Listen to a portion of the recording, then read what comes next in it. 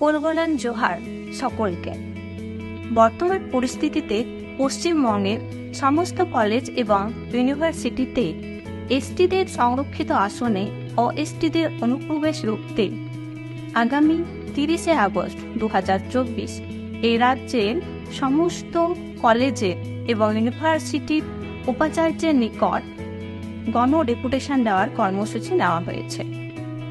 এই অর্থে মুর্শিদাবাদ জেলার মুর্শিদাবাদ ইউনিভার্সিটিতেও ডেপুটেশন দেওয়া হবে।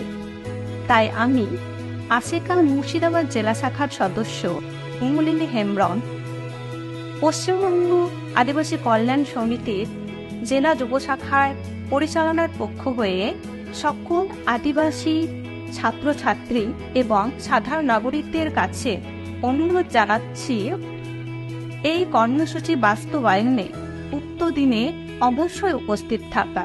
অবশেষে আদিবাসী কল্যাণ সমিতি দিচ্ছে ডাক, ফেক এসটি নিপার্জার। জোহার।